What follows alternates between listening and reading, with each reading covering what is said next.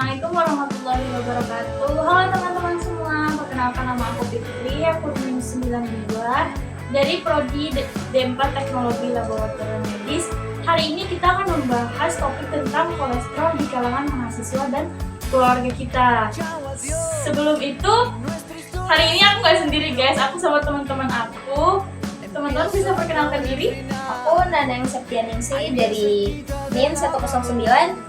Aku Legiana Rahma Putri Syahira dari NIM 132. Nah, mereka berdua ini prodinya sama kayak aku, D4 Teknologi Laboratorium Medis. Oke, kalian udah kenal kan sama teman-teman aku yang dua ini? Sebelum kita membahas topik kita lebih dalam lagi, kita bahas yang basic-basic aja. Menurut kalian gimana sih? Apa sih itu kolesterol?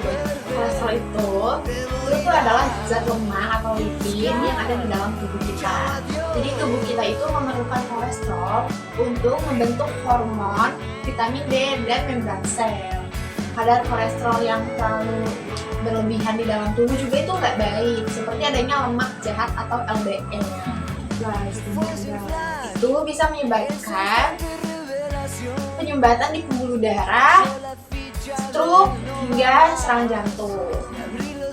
Betul, dalam dunia laboratorium, kolesterol biasanya pemeriksaan dalam rangkaian yang kita sebut profil lipid. Ini mencakup total kolesterol, LDL, HDL, dan TG. Pemeriksaan ini sangat penting untuk mengetahui apakah seseorang berisiko terhadap penyakit kardiovaskular. Jadi guys, kalian bisa nggak menjelaskan bagaimana pemeriksaan kolesterol dilakukan? Jadi, pemeriksaan kolesterol dilakukan melalui sampel darah vena. Biasanya pasien diminta puasa selama 8-12 jam sebelum pemeriksaan. Hal ini dilakukan agar hasilnya lebih akurat, terutama untuk parameter TG. Jadi, pemeriksaan kolesterol dilakukan melalui sampel vena. Biasanya pasien diminta puasa selama 8-12 jam sebelum pemeriksaan. Hal ini dilakukan agar hasilnya lebih akurat, terutama untuk parameter TG. Jadi, pemeriksaan ini kita bisa tahu kadar LDL itu kolesterol jahat atau HDL kolesterol baik, total kolesterol, dan TG. Hasil tersebut akan dibandingkan dengan nilai rujukan. Misalnya LDL normal di bawah 1000 mg per dl dan HDL sebaiknya di atas 40 mg per dl untuk pria dan 50 mg per dl untuk wanita. Dan penting juga hasil pemeriksaan laboratorium itu harus didiskusikan dengan tenaga medis agar dapat dianalisis secara menyeluruh tergantung kondisi pasiennya. Dan pernah dengar nggak sih dari orang-orang kalau misalkan kolesterol itu hanya menyerang orang tua gitu? Padahal kan di anak muda juga kan itu bisa ya. Padahal anak muda juga itu pasti tinggi kolesterolnya. Tanpa disangka-sangka gitu kan ya. Setuju banget, ada mahasiswa yang iseng cek kolesterolnya, ternyata itu di atas normal. Mereka kaget karena secara fisik kelihatan kurus. Mereka masih muda dan tidak merasakan gejala. Ya keseringan begitu kan. Kita kalau kolesterol. Iya, kolesterol ya. Kita nggak ngerasain gejalanya. Pas dicek ternyata tinggi. Iya, dan juga kolesterol tinggi juga ada yang tanpa gejala. Itu disebutnya silent killer.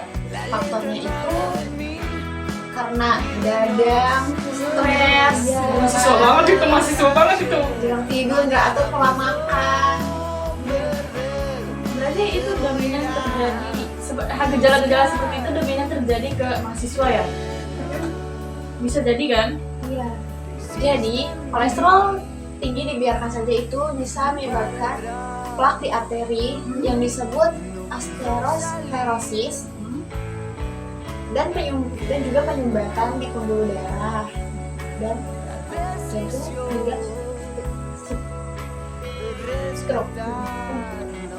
Ya, dalam jurnal Clinical Biochemistry tahun 2021 disebut bahwa lebih dari 50%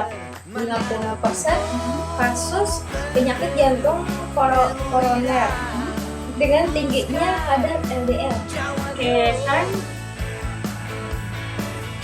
Oke, setelah mendengar penjelasannya tadi, sekarang kita masuk ke bagian yang paling penting nih, bagaimana cara mencegah kolesterol. Adalah makan, dari mulai makanan yang mengurangi tinggi lemak seperti gorengan, makanan siap saji, Junk food, junk food gitu. Dan mulailah olahraga, berolahraga seminggu 3 kali selama 30 menit untuk meluangkan waktunya untuk olahraga agar menjadi hidup sehat. Ya, biar kelihatan rohani ya. sehat gitu. Dan dari sisi laboratorium, aku sarankan teman-teman cek kolesterol secara berkala, minimal setahun sekali, atau lebih sering kalau punya faktor resiko. Pemeriksaan ini murah dan bisa dilakukan di sebagai fasilitas kesehatan.